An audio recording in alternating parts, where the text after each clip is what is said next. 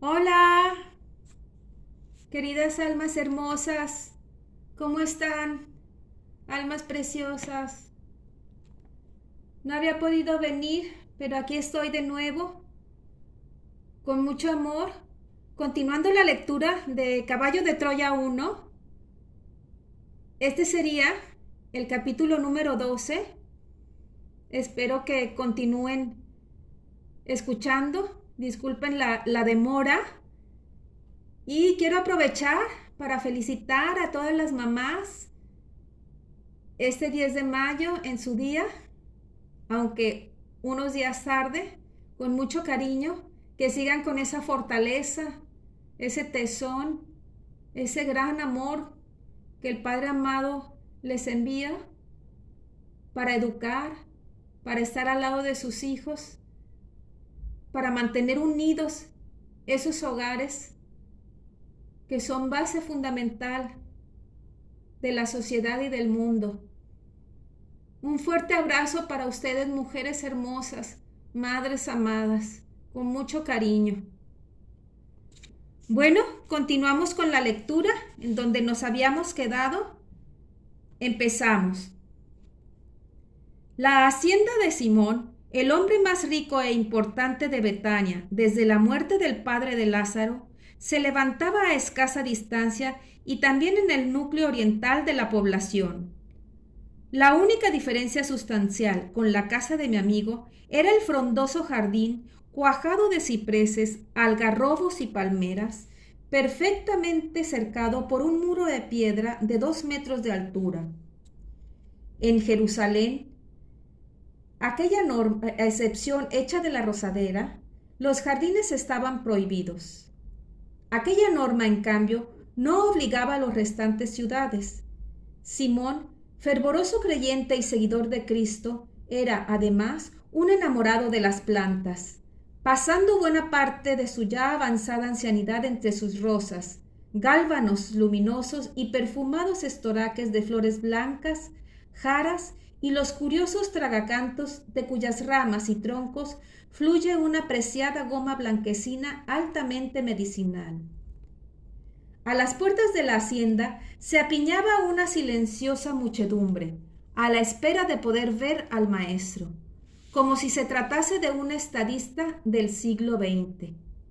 Varios discípulos de Jesús permanecían apostados junto al portón, con las espadas ocultas por la faja y el manto controlando las entradas y salidas de los amigos, familiares y servidores de la casa, los únicos autorizados a traspasar el umbral. No tuve el menor problema para cruzar ante los hombres del Galileo.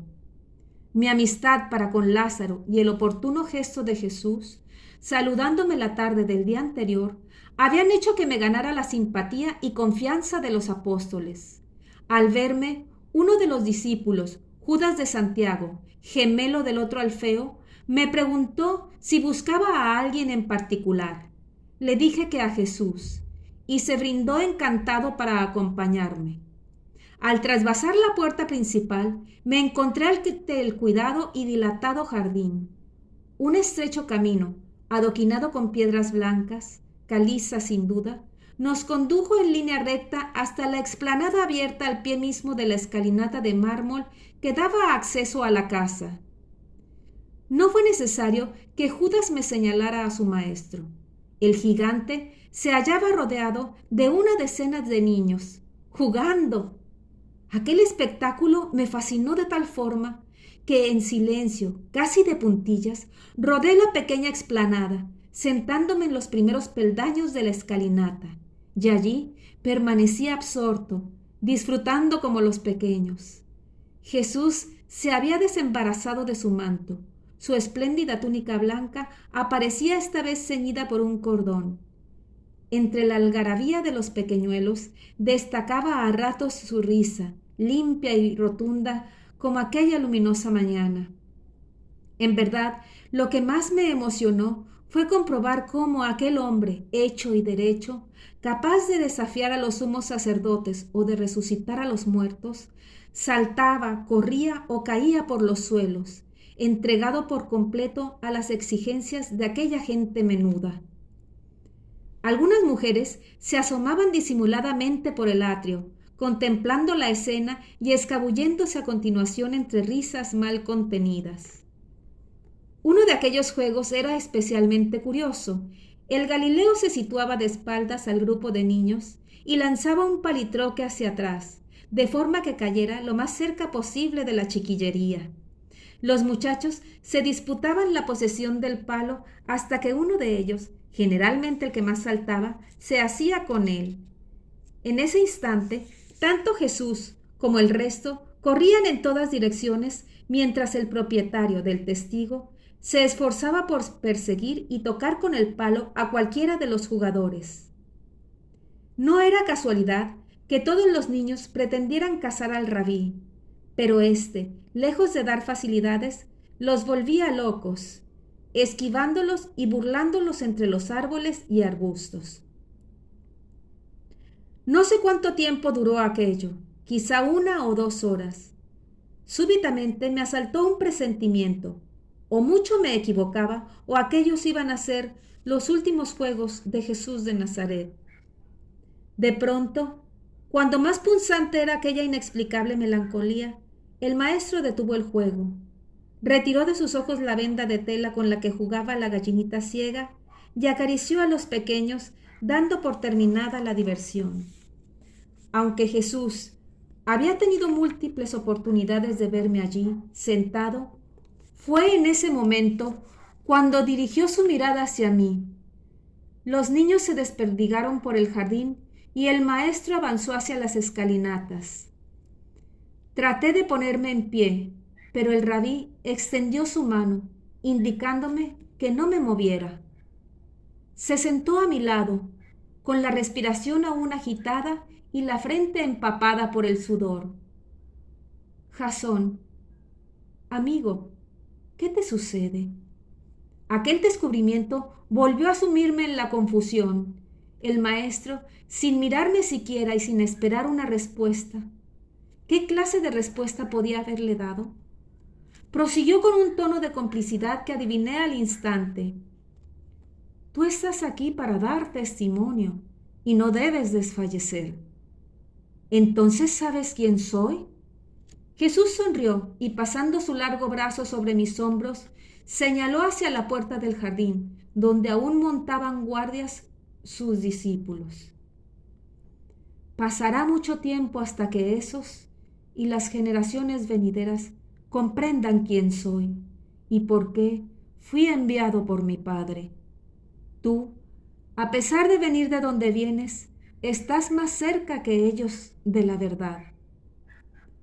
No comprendo, maestro, ¿por qué tus hombres van armados? Muy pocos lo creerían en mi tiempo. Los que están conmigo, respondió con un timbre de tristeza, no me han entendido.